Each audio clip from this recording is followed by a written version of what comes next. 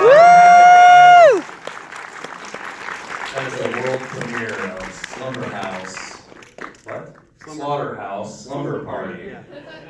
That Slumberhouse will be the sequel. It's my real pleasure to have hosted this film, and now to kick it over to Dustin. Maybe a few words about the movie and making it, and then let's take some questions. Sure. We got time. Sure.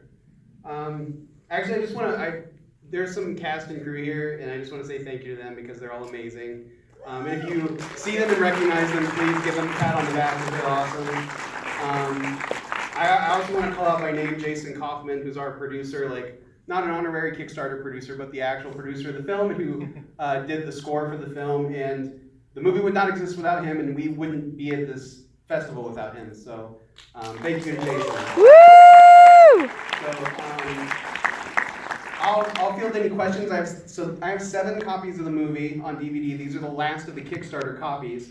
So whoever, if you ask a question, I'll give you a copy until there's no more copies. Okay? Cool. Right there. Oh. Justin, what was your? Where did you shoot at? What was your shoot length time? Sure.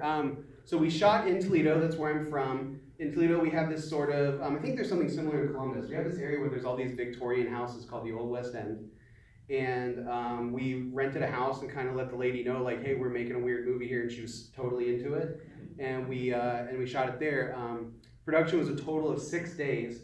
So we spent 1 day on green screen doing the fake trailer stuff, and then 5 days on location in the house. And it also served as a place for the cast to stay.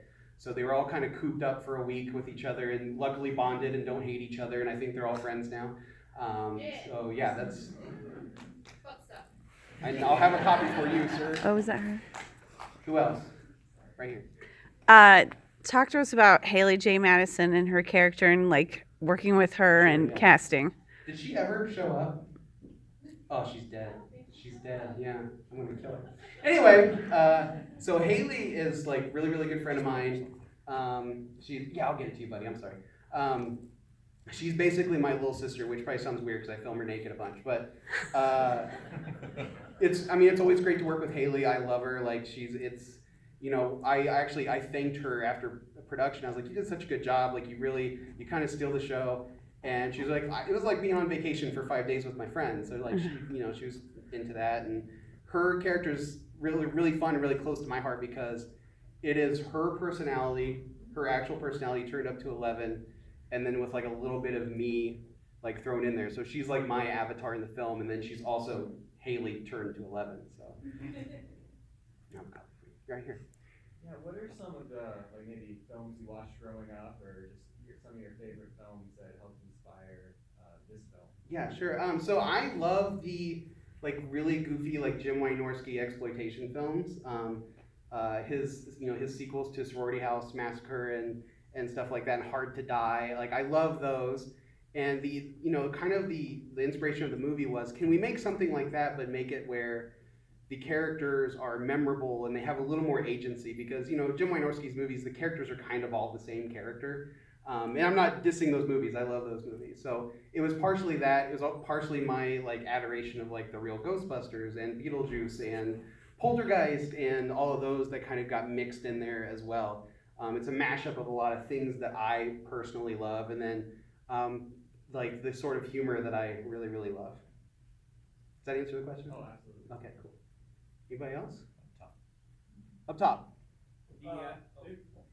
We'll do in order, so the gal in the front and then the fella in the back. All right. Yeah. No, first off, like 6 days, that's fucking amazing. Like you Oh, thank you. fantastic, and I'm so proud of you. Thank you. How much rehearsal time did you have with your actors prior? Because their performances were so spot on. Prior to shooting, none. But my style of directing is very much like rehearse 20 times, shoot it once or twice. We don't shoot on film, obviously. We actually shot that on 2 smartphones, but I shoot like I'm shooting film. So we get it down, we get the timing down, they get their delivery, and 9 times out of 10, maybe it's because they all know me and they know how I write. They seem to already know what I want, so I do very little adjusting. They're just so fucking good that they kind of nail it most of the time. So. And then the fellow in the back? Yeah, the Rocky Von Ribcage stuff was a lot of fun. Do you think that's something that might pop up like in the future films that you like? How many times have we been asked that? So that's really funny. The people who back the movie are all like, make a rocket movie. And the fucked up thing about it is that the longest part of post-production was that trailer. It's the shortest part of the movie. Our post-production was 9 months, doing all the effects and color grading and all the CGI and modeling and and then compositing practical stuff in. And the rocket stuff just, even though it's like intentionally cheesy CGI, it kind of pushed my PC to the absolute limit of, like the shot of the Ku Klux Kaiju stomping down the city street took hours and hours and hours to render and crashed several times. So maybe, I since people are asking for it, and never say never, but I would need like a team and a much more powerful set of computers to do it. You have one more. Yeah, right. Yeah, that was fantastic. Oh, thank what are you. you working on next? So right now, it's just, this is still very, very early for this film. This is the first time it's played, really. Sorry, I'm dropping stuff. And what I want to do is we had a successful Kickstarter. The budget for the movie was about $15,000. And I'm going to do another one, I think, with the hopes of taking it on tour next year. So we'll offer copies again, and then some other bonuses, some 3D printed Gretchen action figures and stuff like that. And hopefully next year it's like hit as many cons, as many fests, as many like 4-wall, whatever we can do to get in front of people. Because what I realized while making this movie is that this is the type of movie I think I want to make for the rest of my life. I've been making movies for 10 years, and this one, just for whatever reason, I know it's silly, it's got tits and farts, but it's so close to my heart and it makes me so happy that it exists, and I want to make that kind of silly, fun horror forever. So that's my last one. Let's see. We have plenty of time. Sure. I was gonna compliment the film in general, but I wanted specifically some comments on the lighting.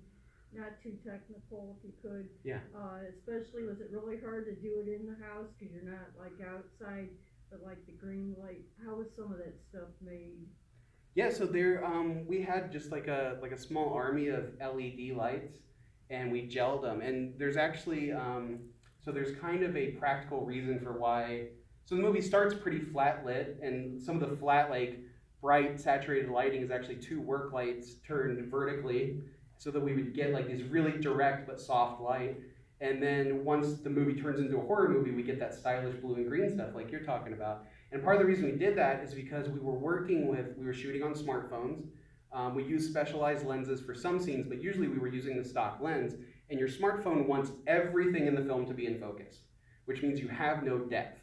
So we tried to create depth by changing up the lighting between the foreground and the background, making sure everyone had an edge light in most scenes, and separating blue from green gave us the depth that the camera lens couldn't. Sorry, that was probably too technical. There's filmmakers in here and they'll know what I'm talking about. So. Anybody else? Sure. How'd you do the boob tentacles? Okay, so this motherfucker with the pink mohawk, who also won he and his wife won Best Director at the awards.